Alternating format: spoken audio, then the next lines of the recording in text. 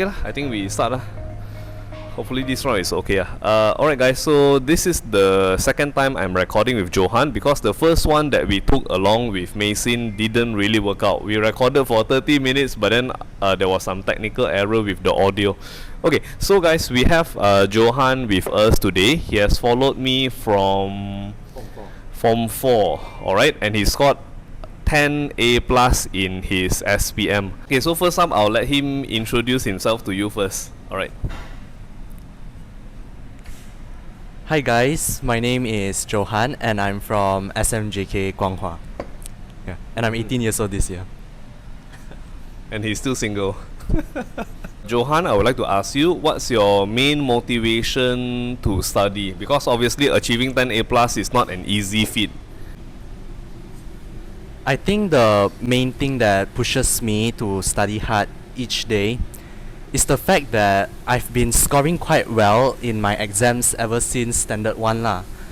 So like when I came to Guanghua and for the first midterm examination I came out as the top student.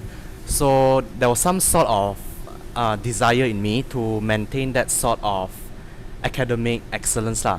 And the second reason I think is because of my sister Joanne, because she's also another straight A plus student lah. So she kind of set the bar for that in my family, so naturally I feel I have to try my best to keep up with that.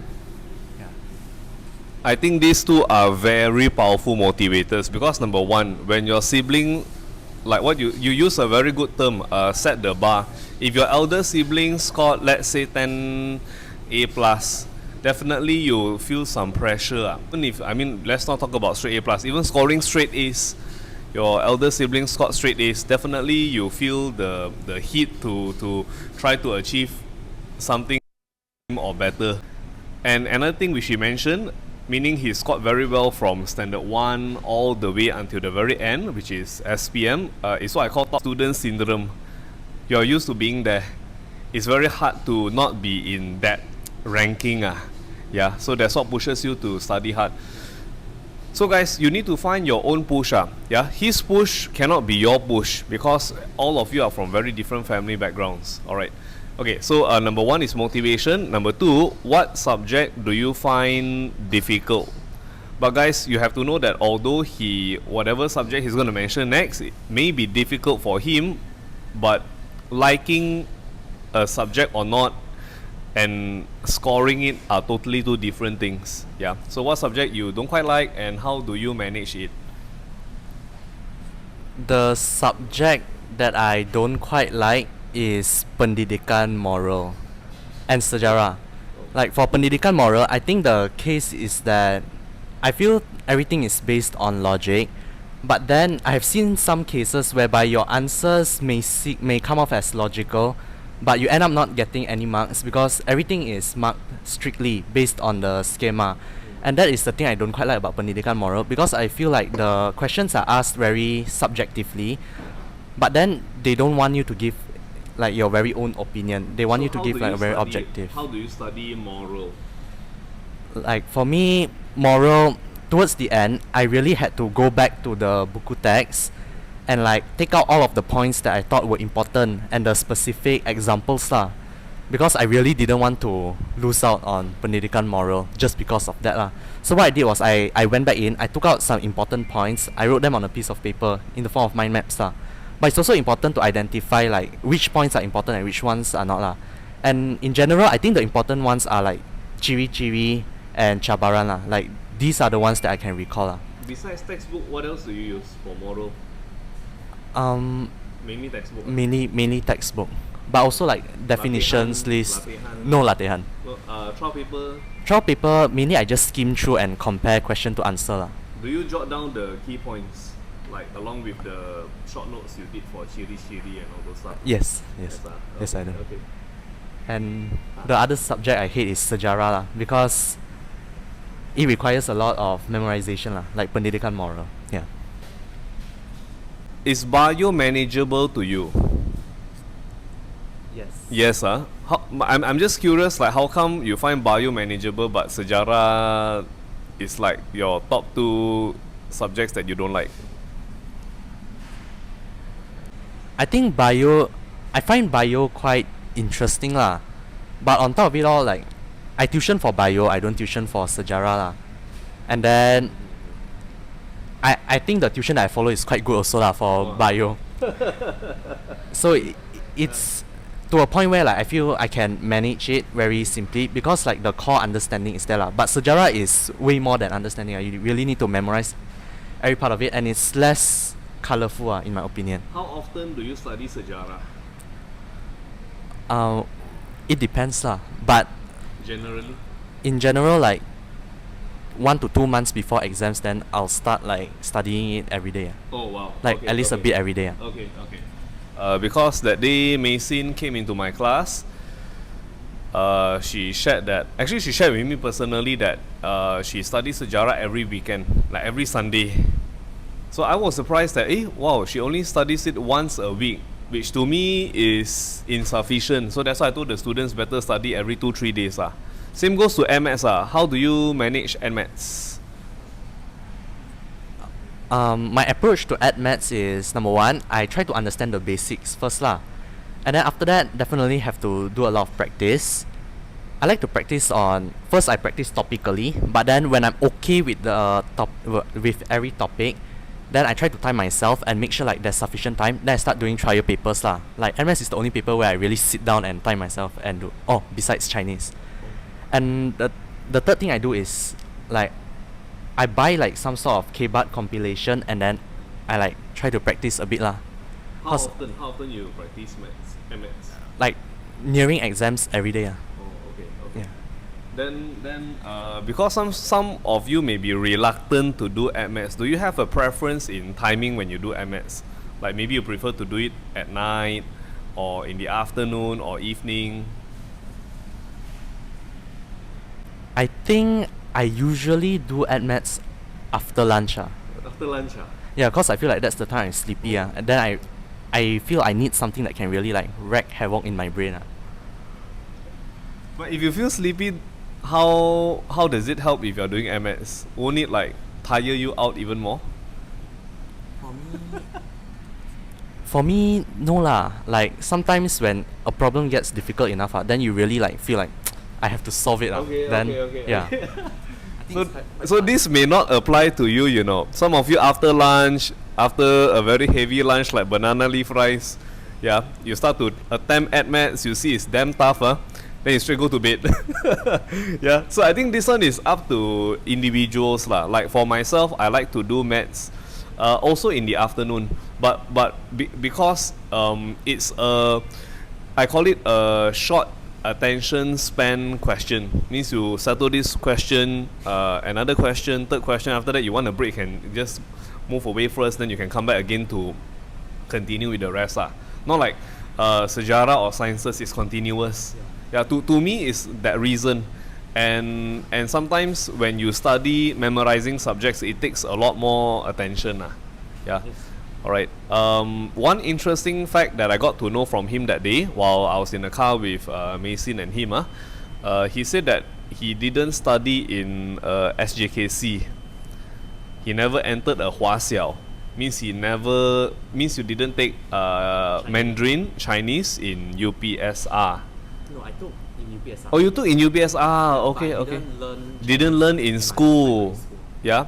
So guys, it's not easy if you come from a Huasiao, a Chinese primary school, whereby you learn not only Mandarin but your science in maths in Mandarin as well. You learn in BM, right? Yeah. You see, because in Huasiao we learn all the Khor Er and Su Er in Mandarin, and for someone like him moving up to Chinese SMJK school, definitely Mandarin is challenging lah, and it's the toughest subject. I was expecting you to say the one you don't like the most is Mandarin, but pop-up model. Actually, I'm fine with Mandarin. Still okay, Mandarin lah. It's very stressful for me. Yeah, stressful. Okay, Mandarin is a very stressful subject. So just to share with you, how he really went the distance to score Mandarin A+. You guys, you should know in Chinese schools, memang the killer as far as A+ is concerned, is Mandarin. Maybe you can share with them how many tuitions you took for Mandarin towards the end, nearing SPM. I think that is really an eye-opener. Like after my Form 5 midterm, nearing SPM that time, I actually took up 3 tuition classes at once at one point lah. But eventually I dropped out of one and then Maintain two. yeah, maintained 2 lah. And then that one was until the end of SPM. So meaning you have been taking one for a long time, you engage another 2 more after midterm. Yeah. Wow, okay. Because I really felt like there was a need lah. I really need that guidance to score lah. How do you score for your midterm Mandarin? Actually, I think I did. I did get an A, but 84 lah. But for me, it's very hard to push it up to 90 lah. That one is crazy lah. I never asked you this before. So in like normal exams such as Form 4 year end, Form 5 midterm, what is your lowest marks? That day in the car he mentioned, if you watch the very first video guys, his purata is around 93 for percubaan. Around there 90 plus 90 plus. So like normal exams, this is the first time I'm asking you, what is your lowest score and what subject? Lowest score, I think it's Bahasa Cina, 74. Yeah. Means you did push also lah, from 74 at the end you scored 84 in midterm. Yeah, and then trials 89. And then trials 89. Alright. But I got 2 marks from Nila ma. Never mind lah. Which comes to our next part. You might be wondering, wow, if he's scoring so high, how does he manage his time? If there's one thing I realized so far as talking to students who score well is concerned, they have one common trait, which is they surely manage their time very well. Yeah, all top students manage their time very, very well. So let's talk about a typical school day, a normal school day. You finish school, then you come back home. What do you do next? I think firstly in school I try to get all of my schoolwork done. Homework done in school lah, so that I don't have to bring any work back home. Because I feel like nearing exams lah, when I'm at home I should be studying. I should be channeling all of my energy towards studying lah. And then when I reach home, usually I eat lunch. But then usually after I eat lunch, I feel quite tired, and then I get into a food coma lah. Okay. But one thing I find helps is what my sister told me lah. She told me you can take a nap, but then you don't take a nap for too long lah. You take a power nap. So nap is like, a must lah. Yeah, I think How long? 30 minutes lah. Yeah. 30 minutes. And then after that, I usually feel quite refreshed and ready to study lah. And then I study all the way lah. So your nap is normally what time? 3, 4? I think it's between 3 to 4 ish. 3 to 4 ish. Yeah. Okay. Then after that? And then after that, I start my studying lah. And then take breaks in between. Yeah, mainly that. How many subjects a day? How many? Actually I don't count like how many subjects a day lah. But for me, the way I study each day is I divide my subjects into different categories. Like 华语 is BC is one category by itself, and then Sejarah Moral another category, the 3 sciences another category, and Maths and Maths another category lah. And then each day I try to do a bit of each category, cause I feel like maybe for me there's like a limited capacity on each category each day like for me. Okay. Means in short you have 4 categories, right? Yeah.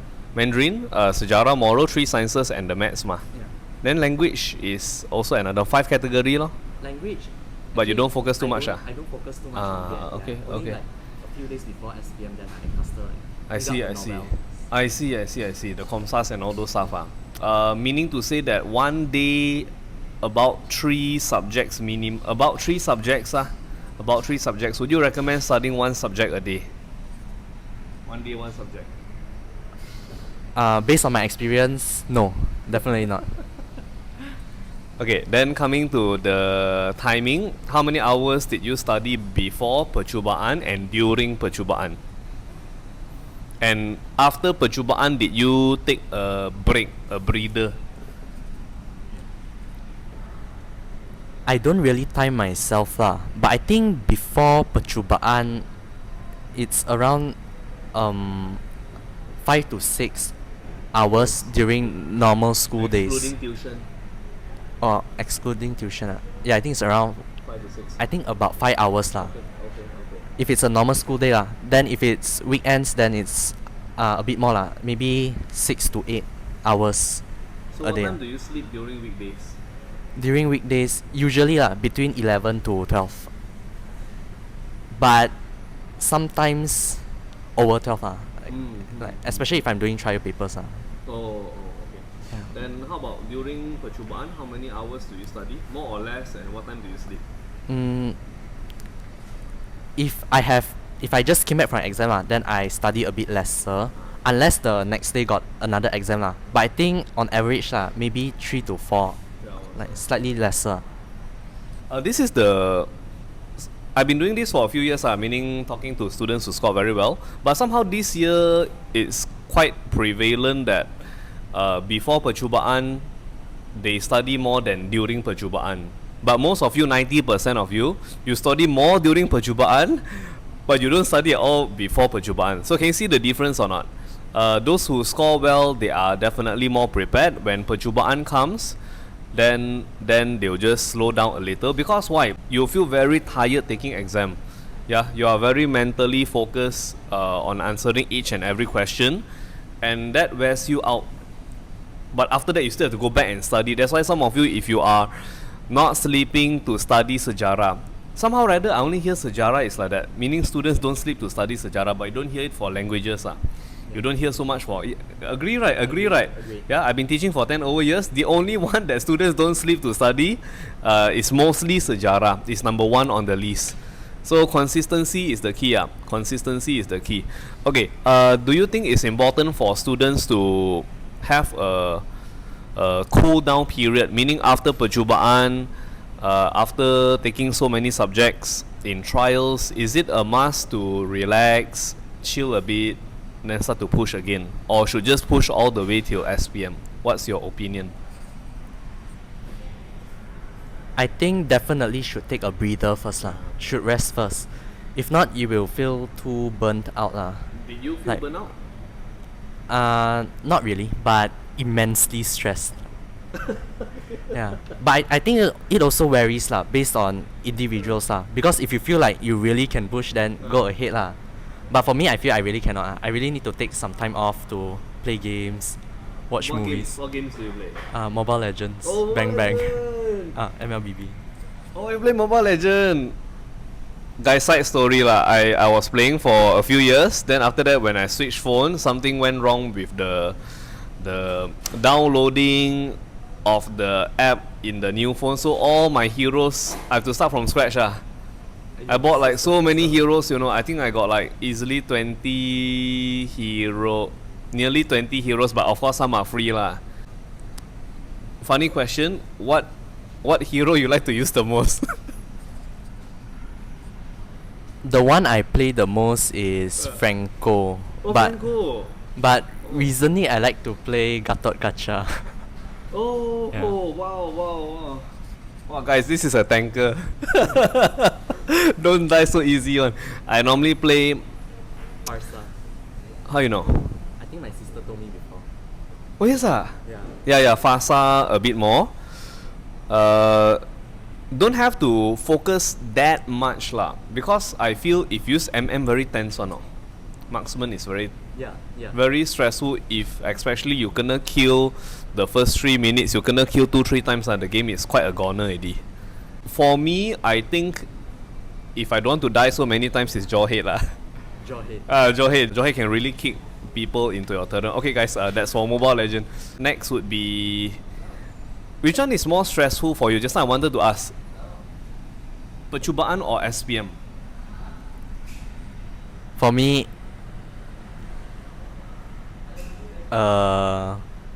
definitely. I think SPM by a little bit I always hear students saying after percubaan they feel quite relaxed because already burnt out So bila sampai SPM they just go with it. They just go with the flow, something like that. For you is SPM, yeah. SPM still. So how do you manage that kind of stress during SPM? Actually, I think about 70% of my SPM stress came from Bahasa Cina. I thought your sister. No lah. she's a source of support. Yeah. But Bahasa Cina. So the way I tackle that stress is really like every time I feel stressed, right? I just look back at my materials, or try to memorize a bit more, especially for the 作文. Because you come from a big school, for those who do not know his school, last year I entered his school, there are a total of 5 bio classes, alright? Yeah, 5 bio classes, imagine that. Total how many classes? 10 or 11? 17. 17 classes per form. Yeah, 17 classes. But total how many students? I think 600. 600. Oh, but means some classes are very small. 10 students, less than that. No, all more than that. All classes are from ranging between 30 to. Yeah, still possible.